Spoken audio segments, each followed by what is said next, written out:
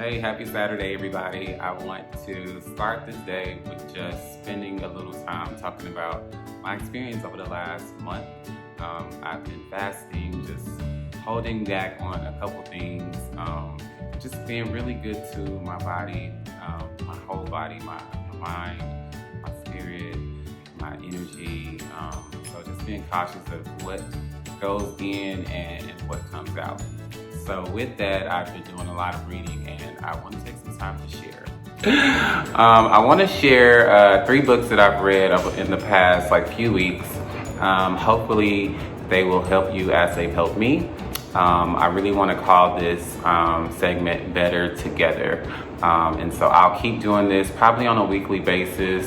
As I read books, I'll let you know what's coming up so you can read along if you want to, and we can have a space where we share in what we learn and what we talk about and how it applies to our lives. So the first book is The 7 Spiritual Laws of Success. It's by Deepak Chopra. I'll let you guys see that here. You can find it. I think I ordered it on Amazon. It's been actually sitting on my coffee table for quite some time. And I finally, during this fast that I've been on last month, I finally picked it up and just read it because it was so needed. But I want to share, there's 3 books I want to share today, and I'm going to share just a little bit from each one. And I really won't even make this video long. At least that's not my intent. But and it's just so funny. I want to start by saying everything is always connected. When you are able to just use your experiences as learning opportunities, I think that's when life brings you the most joy, and when you're able to make those connections between all the things that we experience on a daily basis. So something interesting in this, and if you get this book, it's a quick book. It's only 100 and something pages, maybe 120 pages. On page 59, I underlined some things. All problems contain the seeds of opportunity. And this awareness allows you to take the moment and transform it to a better situation. Once you do this, every so-called upsetting situation will become an opportunity for creation of something new and beautiful. Every so-called tormentor or tyrant will become a teacher. Reality is an interpretation, and if you choose to interpret reality in this way, you will have many teachers around you. I love that. Everything is a teacher. And many opportunities to evolve. And then it goes on to say, whatever relationships you have attracted in your life in this moment are precisely the ones you need to have in your life. And so that got me to thinking, first, I love that it says that everything in life is a teacher. And if you pay attention and if you really ground yourself every day and meditate and focus on what's happening in your life every day, you can realize that your coworkers, your family, your friends, even strangers, everything every day is an opportunity to learn and to grow and to be better. And so you just kind of have to pay attention to that. Don't let experiences just frustrate you or bring you discomfort. And even your experiences that bring you joy in the day, pay attention to those things. What is making you happy? What is making you frustrated? And always ask yourself, why am I feeling this reaction to whatever those events are? And once you start asking yourself why in those reflections, then that's when you really just get a chance to learn and really reflect on those moments. And these are things that can happen every single day. So that's why it's important to take time to kind of just meditate early in the morning, set your intentions, and then at night before you go to bed, just use that time to reflect on certain events that transpire throughout the day, and just make connections to make connections to other things that's going on in your life, and use those things as your teachers, as your guide to really push you forward.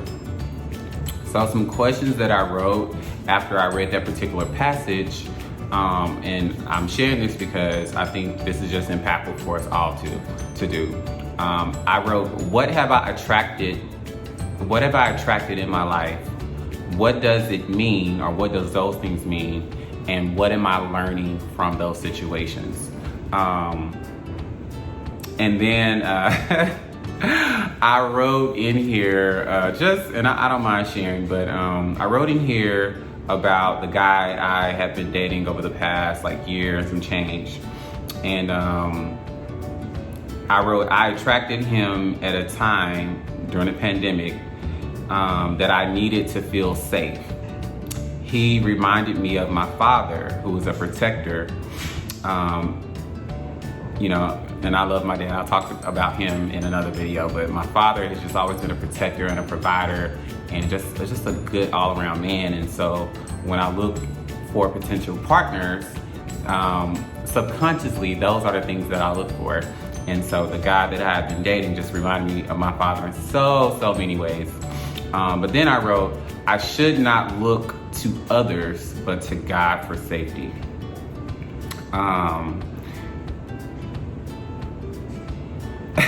And then I wrote some other things about how that relationship kind of served as a mirror to my own self, and it kind of opened my eyes to I was frustrated at moments about how I was being treated in a relationship, and then it made me think well, when have I treated other people in that way? So anyway, I won't go off on a tangent because like I said, I'm trying to keep this short, preferably under 20 minutes. Anyway, it's the 7 Spiritual Laws of Success by Deepak Chopra. And I really hope I'm saying that name correctly. Moving on, it's a really great book. So I hope you get it. The next one is It's on the Way. This one came out in September sometime. It's by Lisa Osteen. She's just a phenomenal person, phenomenal woman.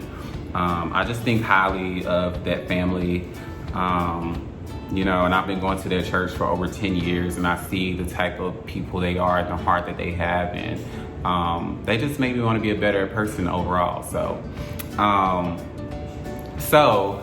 last Saturday I was driving into work, and I love green apples. I was eating this green apple.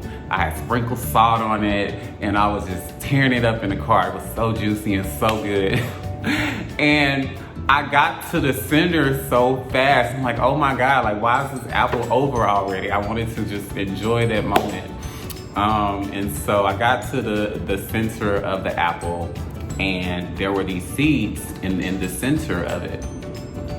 And I've eaten probably thousands of apples. It's one of my favorite fruits. I've eaten thousands of apples over the span of my lifetime, I'm sure. Maybe hundreds, thousands might be exaggerating. But,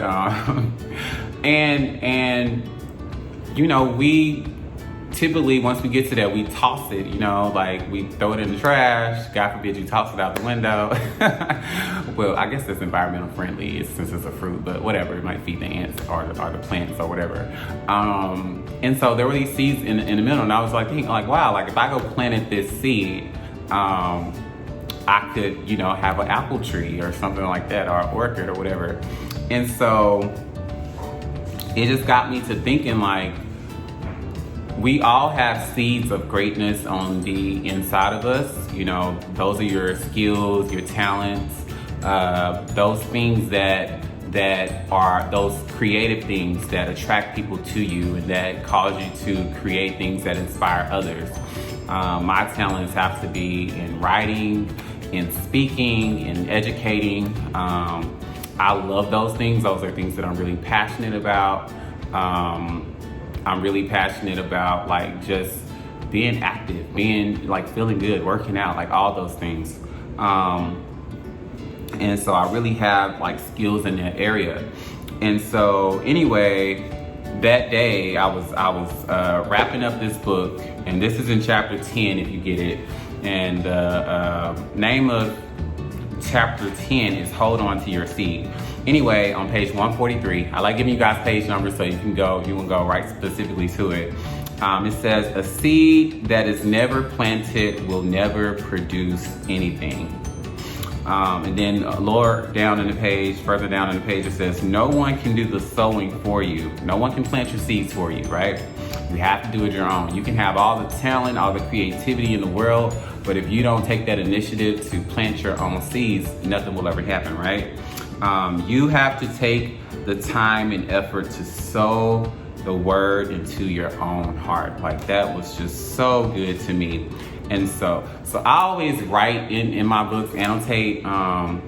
It's part of, like, I was doing that even before I started teaching, but it definitely helps me to go back and pick up on things if I'm doing rereading, or I just want to take time to reflect, or if I'm like journaling, like I'll come back to this and ask myself those questions and then write it out. But I wrote here, I asked myself, what are my seeds and how do I ensure they are planted and nurtured? Because it's one thing, like maybe you do plant a seed, but if you aren't nurturing that seed, if you aren't watering it on a daily basis, if you don't, check on the soil and make sure that the soil is rich and putting and things in it that's gonna feed that seed and really make it grow, then that's not gonna do anything either. So the first thing would be, one, recognizing what your seeds are, whatever they may be. Like, asking yourself, what are my talents? What are my skills? What am I good at? What is my calling?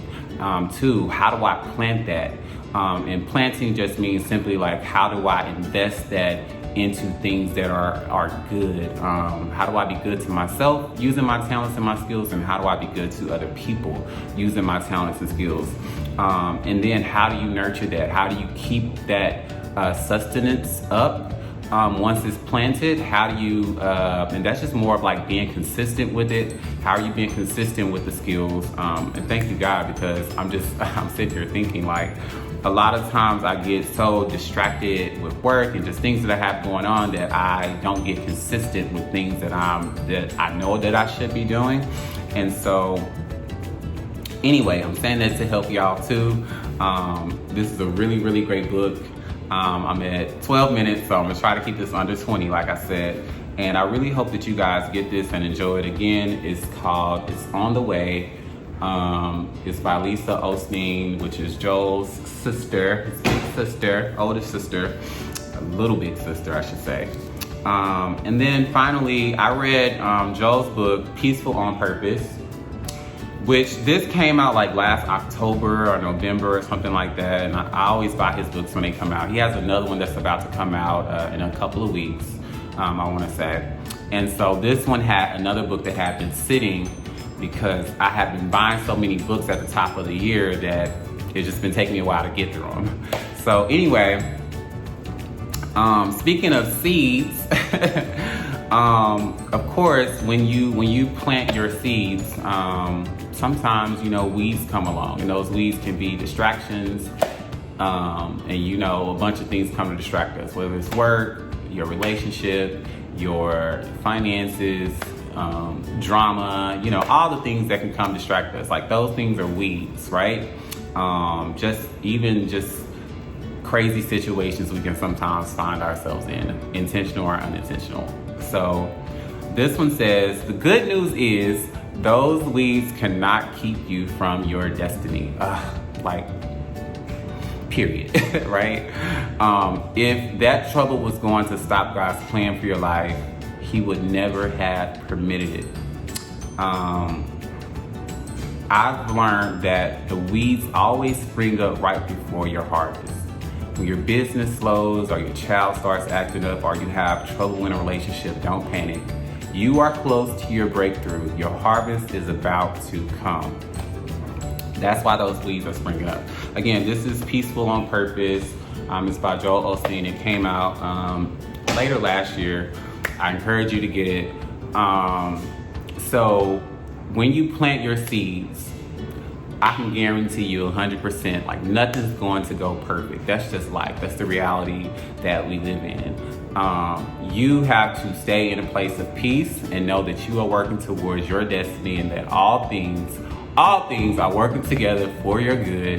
Don't let the weeds frustrate you. You know what I'm saying? Like, your fruit, if you continue to nurture it and focus on that, and you harvest it and you get rid of those seeds by whatever means necessary.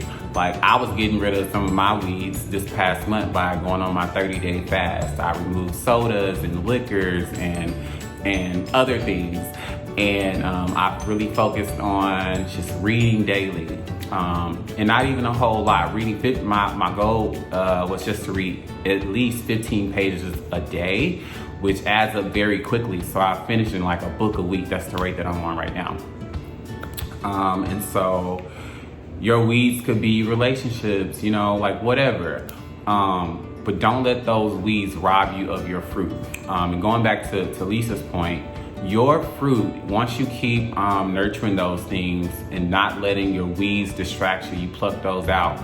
Your fruit, which is your talents, your skills, those great things that are inside of you, if you continue to nurture those fruits and those seeds are gonna grow and blossom into fruit that keeps producing and producing and producing more and more for you. Because everything your seed, your harvest, it grows, and though your harvest has more seeds inside of it. So if you are doing the right thing, if you keep pushing yourself, you will never, ever, ever be without joy. You'll never be without resources. You'll never lack. It's this song by Psalmist Rain called No Lack. There's no lack where this river flows, right? And so highly encourage you to listen to it because it just talks about like, and it's all connected, thank you, Lord. So like these weeds and these seeds, like they need water. That's a part of the sustenance, right? And rivers do a great job of providing like water to like certain areas. And so there's no lack.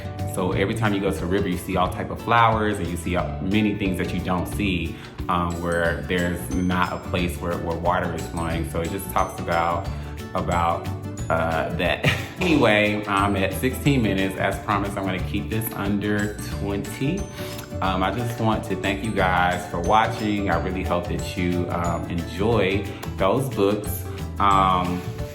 Pause. I'll be inviting just people, some friends, maybe having like guest speakers on and stuff like that. I really want to grow this because I know a lot of you, like me, like to read. And even if you don't read the books, I'll be on here sharing, I will be on here sharing just the message that we learn from it. And I know like that always helps people grow. So I'm wrapping up this book, Charlemagne Shook One. This is a book I started, last year. And I just got so busy. I was living in Dallas last year, and I was assistant principal, and just let work become a weed for me, you know, spending 12 hours a day working and doing all the things and really not being more intentional about putting time aside to do the things I love. And so I picked this book. This is the book that I've been reading this week. As you can see, I'm mostly done, about 3/4 done. So I will finish this weekend. So I will share this in the next video. Freedom from Your Past is by Jimmy Evans. Another book that I purchased, as you can see, I already have like notes and stuff in here. This is a book that I started reading earlier this year. I bought this one earlier this year. And it looks like because I always make notes, so it looks like I made it to page 54. So once I finish Charlemagne, then I will finish this. So I will talk about these two books in the next video. Again, it's Shook One by Charlemagne the God and Freedom from Your Past by Jimmy Evans. So if you want to join in for next week, feel free to buy these. They're both on Amazon. This one is so good, y'all. This one is too, because I already started it. But he's just really honest and real transparent about his anxiety, his fears. I feel like every Black person should read this book. So anyway, thank you guys for tuning in. I'll get better at the videos and editing and all those things, because this is just the first one and I wanted to really do it, because sometimes we feel like things have to be perfect before we do it, and that's just not reality. Because I'm like, I done switched angles so many times. I was like, first I was sitting on the couch, I was like, oh, I don't like this. And then I moved over there at the desk and I was like, I didn't like the angle because it showed too much in the kitchen and all that stuff. And finally I just settled over. I'm like, listen, this is not gonna be perfect, but I'm gonna do it. I'll just keep it up. And hopefully you guys enjoyed it, those who made it. And it's 20 minutes, so I'm signing out right now. Have a great weekend, everybody.